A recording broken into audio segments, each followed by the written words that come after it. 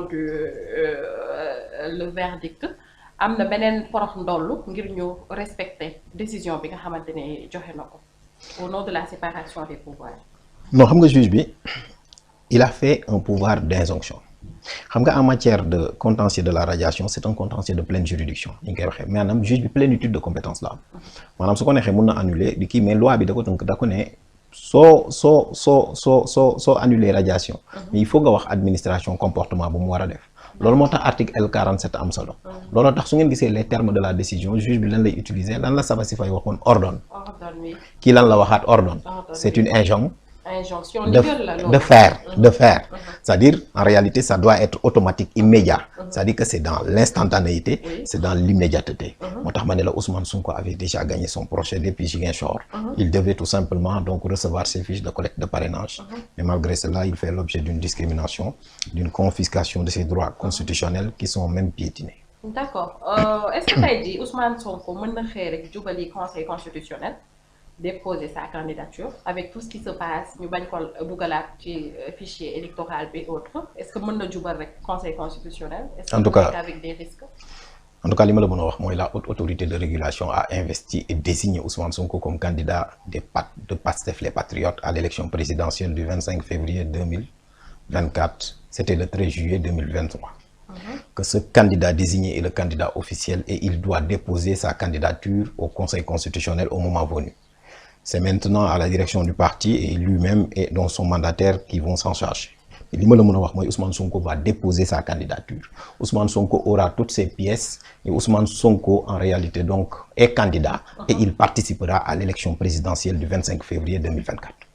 D'accord. Est-ce que le directeur de la DGE peut être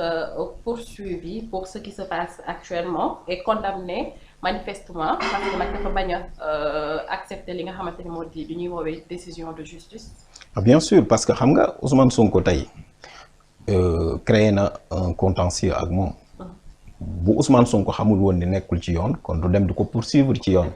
donc loolu nag peut-être donc voilà ci kanam donc li ci kanam rawuli bët. mais en tout cas on a vu tellement de plaintes yoo xam ne Sonko porté na ko. waaw mais xam nga li am solo ci état de droit mooy. dama ko yàgg di wax sax. le propre d'un gouvernement dans des affaires judiciaires ce n'est pas de gagner. mais c'est de faire que justice soit faite loolu la Antonio Cassés doon wax. xam nga soo ñëwee Nuremberg 1945 le régime du Troisième Reich ils ont tué beaucoup de gens plus de 3 millions de juifs. Adolf Hitler s'est suicidé, etc. Mais n'empêche, les dignitaires du régime nazi ont été arrêtés et jugés. Mais même avec ça, le droit à un procès équitable a été respecté pendant 2 ans. lu ma bëgg a wax foofu noonu mooy amul état boo xamante ni da nga war a jox say fonctionnaires ñu ñëw di leen jox ordre ñuy exécuter benn ordre boo xam ni c'est manifestement illégal. li la koy wan mooy. la Sénat bi nga xamante ni bi fa Ousmane Sonko demee Sénat mooy saytu élection Sénégal dañu amoon onel ñu gën a bëgg a dooleel saytu bi ñu créer Sénat. Professeur Babacar Gueye mii di suñu doyen moo bind quasiment texte bi le président Abdoulaye Wade jëmmal ko te ci la demee ba ci Sénat boobu ñu gagné ko mu accepté. ma lay wax ne su fekkoon tey par exemple dem nañu ba ci cappaandaw ga ñu def sax élection ñaanuma ko yàlla cas de force majeure am. bulletin yeeg lépp réer li ñu voté la Sénat wax yor ci la ñuy sukkandiku pour joxe résultat yi. Sénat boobu wax ne Ousmane Sonko mii jox leen ko fiche parce que yoon moo fi ne ki ko jiite woon di Doudou Ndir di magistrat. nguur ga bañ. Ousmane Racine Thion di magistrat wax ordonné leen nguur ga bañ. Sabassy Faye di juge ordonné leen nguur ga bañ. lu fi des mooy jaay doole la. mais ce n'est plus du droit maintenant dama ne un état violent risque d'être livré à sa propre violence. et laissé à lui-même. Aucun fonctionnaire ni aucune administration n'est au-dessus de la loi. Les décisions de justice s'imposent au pouvoir public, à toute autorité administrative et juridictionnelle. Loolu constitution bu Sénégal moo ko wax. La justice n'appartient pas à l'État. Sinon kon état kenn du ko fa yóbbu di ko gagner. La justice est un pouvoir de la société. Loolu moo tax procureur suñu koy wax on dit que il est l'avocat de la société. Le juge buy rendre sa décision il le rend au nom du peuple sénégalais. doo gis fenn fu ñu la waxee état. donc état bi moomul n'est-ce pas justice la justice n'est pas un pouvoir gouvernemental. mais dans un pays normal wala dans un pays boo xamante ne dañuy wax état de droit parce que cette justice qui est censée être rendue au nom du peuple tey jii décision buñ ci joxe rek dayow rek sa loxo day daal sa gémmiñ. waaw tu man ñii kan la ñuy rendre justice en fait. waaw loolu pour eux wala pour le peuple. waaw du lépp bon ci justice il faut ñu xam loolu aussi que moo tax tey boo gisee madame l'avocate générale par exemple ou bien l'avocat général par exemple Ousmane Diagne ancien procureur de la République mais seen taxawaay mën nañ ko naw le juge Sabassi Faye ak le juge n'est-ce pas donc Ndione donc dañuy rendre des décisions yoo xam ni quasiment c'est à la sauce Marbury Madison ni ñu koy jàngale aux États-Unis xam nga wenn yaay lax na lool waaye doom yi si la ñuy nàmp yow soxna la nga xam nga li may wax c'est-à-dire justice nu mu mel ñoo ko moom mais par contre li nga wax mën naa ko dëggal maanaam am na fi ay décisions de justice yoo xamante ni c'est tellement contestable que ça pose problème dans la perception te justice perception la loolu moo tax la perception dafa am solo parce que justice dafay apaiser xam nga Paul Ricoeur suy wax ne la démocratie n'est pas synonyme de fait mais d'apaisement justice la ci ëpp lu mu ciy wax parce que su fekkee ni par exemple dama ko commencer sànq sur le raisonnement du juge tant que nit ñi ñi ngi am benn sentiment boo xamante ni fa ñu dem jaayu ñu leen doole dañ leen atte leen dëgg xam nga le droit à un procès équitable c'est un droit fondamental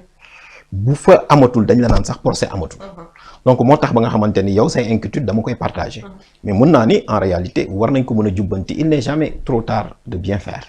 par contre li ma wax ak li nga wax dama koy dëggal tey soo gisee ku mel ni Ousmane Sonko par exemple il a porté plainte à combien de reprises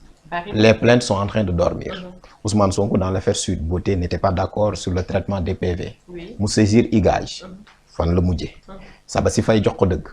ñu yabal IGAJ Ousmane Sonko ñu jugé ko par contumace automatiquement ñu ne dañuy exécuter la décision Ousmane Sonko am dëgg ca Sabassi Faye ñu ne bañ nguur ga bañ Ousmane Sonko amaat dëgg fii ci Dakar nguur ga bañ kon moo tax ma ni Ousmane Sonko fait l'objet de discrimination ses droits constitutionnels sont confisqués et piétinés maintenant loolu munul tax wala munul tere kii di Ousmane Sonko nekk candidat dama koy xëy di ko wax di ko waxaat ci yoon laa ko teg ci droit laa ko teg moom lay jàngale moom laa gëm parce que je ne vis pas en marge de ce que j'enseigne Ousmane Sonko est candidat et il participera à l'élection présidentielle du 25 février 2024. Même en prison. am na ñoo xam ne jóge nañu prison doon dem palais Lula da Silva ak keneen ak keneen Ama Amadou prison la nekkoon au Niger yóbbu Issoufou deuxième tour y a pas de problème à ce niveau li ma mën a wax mooy Ousmane Sonko ñi ko bëgg a combattre bu ñu ko bëgg a combattre il faut ñu jéem ko combattre du point de vue des idées il est en prison mais n'empêche il reste et symbolise le réveil et l'envol du phénix africain. Oui, parce qu'on a l'impression qu'il est en prison mais c'est le faiseur de roi. Da ngay dégg ñu naan la Ousmane Sonko waa patriote yi en tout cas dañuy naan que mooy seen candidat mais aussi ci beneen côté ñu ngi lay naan ndigal la ñuy xaar est-ce que aussi ils sont pas conscients que bu fekkee demul kim ñu joxañal kooku dinañ ko voter. alors man nekkuma ci hypothèse du dem dama ko yàgg a wax parce que dama jàpp ni Ousmane Sonko sera candidat et il participera à l'élection présidentielle mais li ma la wax ni la Ousmane Sonko c'est un acteur politique aguerri. Au-delà d'un phénomène politique, au-delà d'être un objet politique identifié, Ousmane Sonko c'est un grand stratège et que c'est quelqu'un de très réfléchi. Mais li ma mën a wax mooy bu fekkee ni en réalité donc man Mali laa jógee barki démb avec invité par la commission nationale des droits de l'homme du Mali à l'occasion du symposium 15e symposium sur les droits de l'homme soo demee dañu lay laaj li ñu lay njëkk a laaj mais lan moo xew Sénégal. soo jëmee foofu noonu seen commission nationale des droits de l'homme statut A la ñu am léegi te pourtant ñoom ils sont en temps de crise ñun suñu comité sénégalais des droits humains mu ngi statut B rétrogradé nañ ko loolu rek ça doit inciter à réfléchir suñu la laajee Sénégal dafa xam nga loolu lay laaj li ci teg ana Ousmane Sonko est-ce que mu ngi ci jàmm est-ce que Ousmane Sonko bàyyi na grève de la faim parce que Ousmane Sonko il symbolise l'espoir de la jeunesse africaine au-delà Ousmane Sonko africains yi dañ ko bëgg parce que il a amené un discours mais c'est un parcours aussi te loolu noonu moom la ñu donc voilà mën a magnifier man damay wax ne toujours Ousmane Sonko est un homme politique avec des qualités et des défauts comme tous les hommes politiques mais ñi nga xamante ne dañ ko bëgg a combattre suñ ko bëggee combattre ils n'ont qu'à le combattre du point de vue des idées en France par exemple il y avait un très grand constitutionnaliste bu ñuy wax Stéphane Beaumont da daan wax tout le temps ne Front National de lu muy doxal ak lu mu bëgg a dekk méngawul ak constitution bu France donc dañ kaa war a même supprimer mais les grands démocrates dans ce pays dañu leen non bu dul dara sax Marine Le Pen am na 20% de Français yu ko ànd ak moom bu amul parrainage sax socialistes yi wala les républicains seen maires yi ñoo koy parrainé mais fii Ousmane Sonko lan lañ ko def dañ ko topp di ko jiiñ ay terrorisme ay di ko wax ni des actes de nature à compromettre loo xamante ni donc voilà soo xoolee c'est des infractions fourre-tout et pourtant Ousmane Sonko boo xoolee il symbolise tellement n'est-ce pas d'espoir que tey jii nii bu waxee vacances agricoles patriotiques ndaw ñi dem ci su demee sax yëkkati benn beñ a dugub lekk ko sax maire yi jaay fii nii xam nga jour boobu seen chiffre d'affaires dafay exploser soo amee un opposant comme ça da nga koy utiliser maanaam da ngay waxtaan ak moom parce que le président Abdou Diouf moom moo ne le président Abdoulaye Wade n'a pas peur de perdre, c'est un joueur de billard moo tax ma tuddee ko man c'est un joueur de billard le président Macky Sall mu ne moom il est issu benn tribu de guerrier man ma tuddee ko un lanceur d'archers mais Ousmane Sonko ne j'en appelle à la jeunesse et mu ni à cette jeunesse là mu ni dafa am des relations ak ñoom yoo xamante ni c'est très fort mais aussi dafa ne le 21e siècle doit symboliser le réveil du phénix africain moo tax ma ni c'est lui qui symbolise le réveil et l'envol du phénix africain et donc Ousmane Sonko moomu c'est un grand patriote convaincu un digne fils du Sénégal il mérite un traitement mieux que ce qui est en train d'être fait ma ciy rappeler rek di wax ni Ousmane Sonko s'il ne mérite pas un excès d'honneur il ne mérite pas tant d'acharnement. C'est le détenu le plus célèbre en Afrique lañ ko tuddee noonu donc ça veut dire que tey jii li nga xamante ni moom lay dund fii ci Sénégal mën na ternir image u réew mi à l'international. Ah mais bien sûr xam nga dama dégg Kémi Ba wax lu am solo mu ne nguuru Sénégal bëgguñu bàyyi Ousmane Sonko mu gagné élection yi légalement. légalement. waaw Kémi Ba mooy wax quoi ses propos. soo xoolee Ousmane Sonko xëyul rek soxna Salma. Sénégal yi topp ko. dafa am parcours mais aussi dafa am discours. soo xoolee Ousmane Sonko dafa taxaw ne man képp ku gis fa may liggéeyee fa ma nekkoon lu ma fa jël nga wax. Ousmane Sonko ne man nii laa positionné woo je suis un opposant mu ni ba pare damay woote le patriotisme njëkkee ko ci boppam ne damay changer xar kanamu lépp ma jox la rek misaal bu may Ousmane Sonko di njëkk a wax ak ñoom waa PASTEF ni ma dañu bëgg nga jiite haute autorité de régulation bi dama bañoon. Pourquoi? parce que dama ne leen moom mën na indi coow parce que Sénégal dëkk boo xam ne la dafa naqaree liggéeyee parce que nit ñi duñu xool li ngay liggéey mais fa ngay liggéeyee la ñuy xool. mu ni ma